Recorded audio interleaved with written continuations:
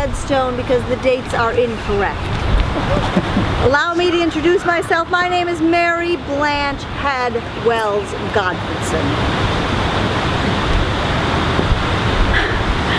My parents, Orson Sherman Head, the old brute that I know you've met, and my mother, Mary Jane Treadwell Head, were married in 1846. In 1847, they had their first daughter, Mary Maria.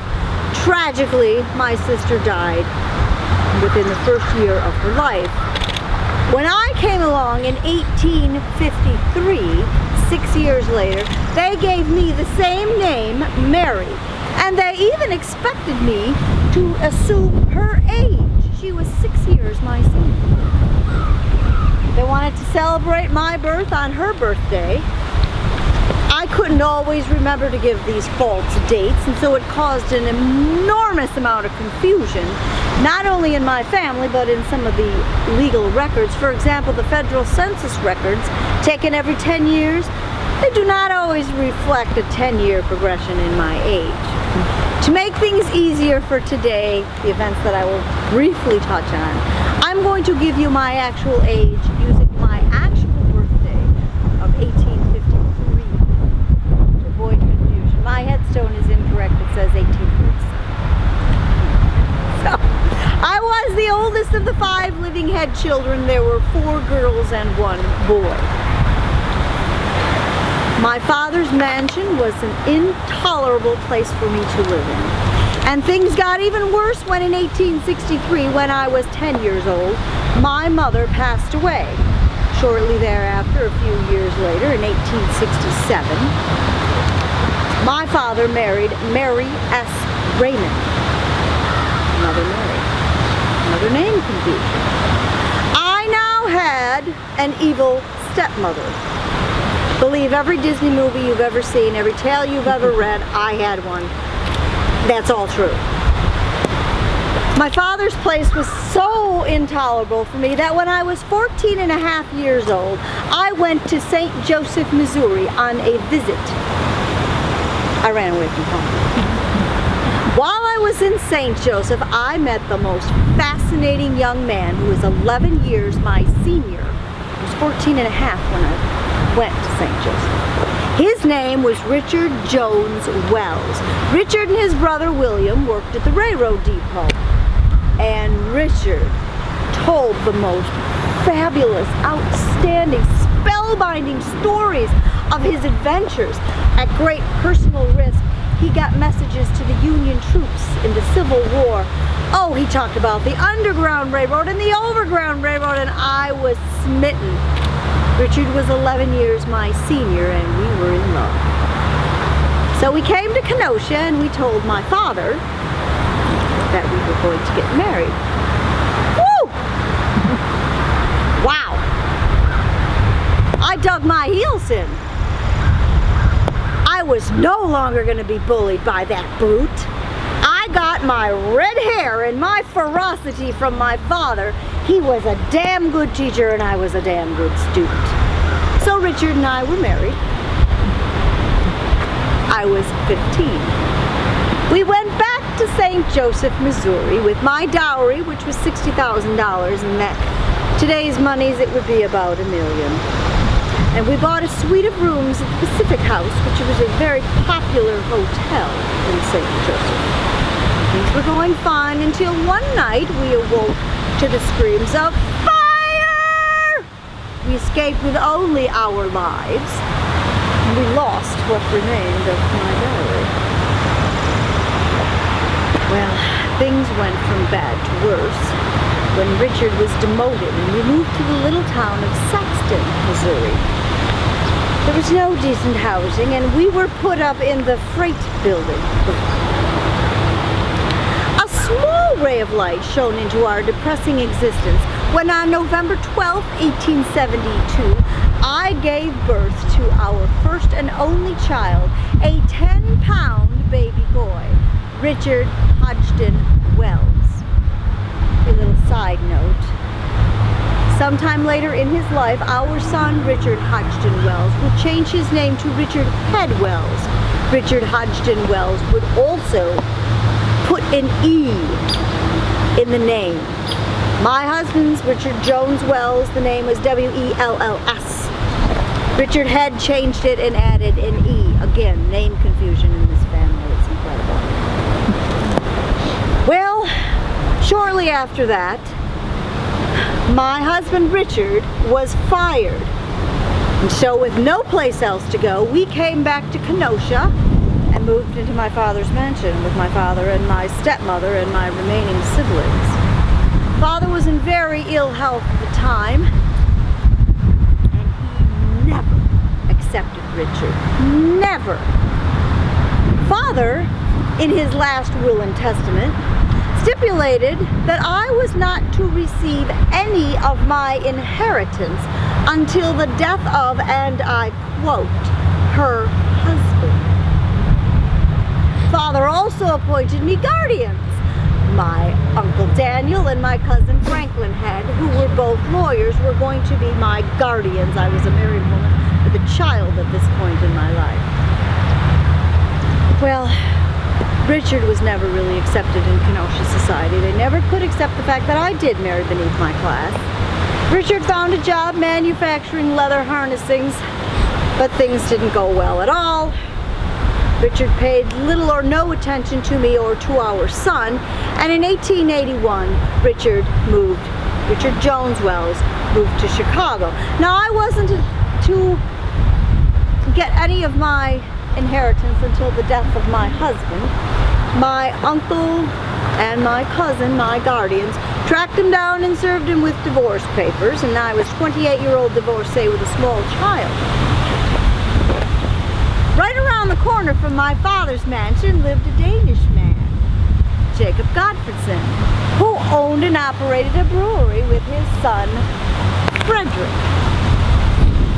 In 1885, I had Richard Jones Wells declared dead. Interesting side note, 10 years later, Richard Jones Wells turned up alive and well in New York. I didn't care. Soon after I got my inheritance, Frederick and I were married. We moved into my father's mansion. My father had passed by this time. We moved into my father's mansion and my family was furious.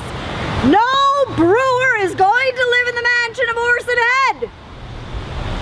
So we had to move out and we built our own home. It still stands today. It's at 711 61st Street.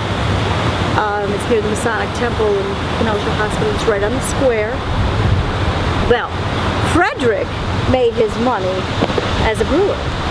Inside of our home, we have mahogany woodwork with intricate hops, vines, and graves.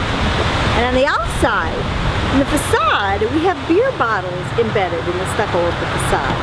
Still there today, you can still see it. So, Frederick and I built our beautiful home, and right around that time, we had our first and only child, Jacob Rudolph, and we named our house Rudolphsheim after our dear Rudy. When my son, Dick, brought home 21-year-old Beatrice Ives, I thought she was a full match. My world she was so puritanical and conservative, and Richard was worldly. He was an inventor.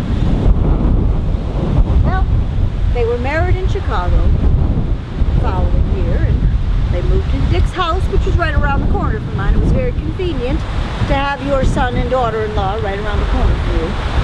The following year, they presented me with my very first grandson, Richard Ives Wells.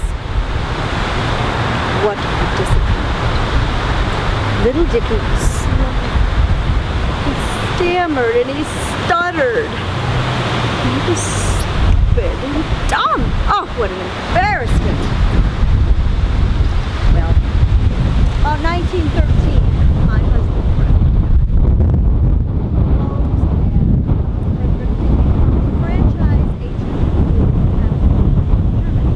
He died in 1913, and I became enamored by his favorite chair in his memory. It was also about this time that I began to study the teachings of Mary Baker Eddy. She taught that all illness was fantasy, and I did become a Christian Scientist. I studied many, many spiritual beliefs during my lifetime. And Georgie tells some stories about that too, which I will get to. Well, May 6, 1915, my son Dick and his wife Beatrice presented me with my second grandson, George Orson Wells. He was named after my father, Orson, and my uncle George. Do not believe any of the other stories that you hear. He was named after his head family. It was almost pathetic that he was named Orson. He had my father's ferocity in him, just like I did. Georgie had it as well. Georgie also inherited his father's ability for fantastic storytelling and his grandfather's ability for fantastic storytelling. Georgie, however, abused it. Georgie was even more of a disappointment to me as a grandson. Georgie was soft and weak and unathletic. He had a brilliant mind. He should have gone into business like his father or been a lawyer like many of the other members of the head family, but no. He wanted to draw. He wanted to paint. He was into puppetry, magic, waste. Georgie was 5 years old. The family moved down to Chicago. Soon after, right after Georgie's 9th birthday, his mother Beatrice died of hepatitis. Georgie was 15. My son Dick died, leaving Georgie in the hands of Dr. Maurice Bernstein. That man is a charlatan and a Rasputin. The only good thing I will say about that man is he appreciated Georgie's intellect and his talents. Only thing I will say. Well, Georgie despised me and the entire head family. But did you know he used us as the butt of his jokes in some of his films? For example, in The Magnificent Ambersons, eccentric old Aunt Fanny, he fashioned her after me. The very idea. He was an hourly liar. He who was into Shakespearean court. Honestly. Oh, he was so brilliant. Citizen Kane. Oh, please, the best movie. Oh, come on. He had some new camera angles. Georgie also told stories about my third floor in my home. And I had a walk-in closet, which I did, and it was all painted black. And it had a black wooden altar, and it had black candles and black dead birds and a pentagram. And then I practiced witchcraft. Well, that closet is all painted over by now, so you will never know. I passed through the veil July 20th, 1942 at the age of 89 years old. I would no longer have to listen to Georgie's lies and tales about my misspent youth and my spirituality. Georgie was in Peru at the time of my death, and I did leave my books to Dickie and his brother Georgie.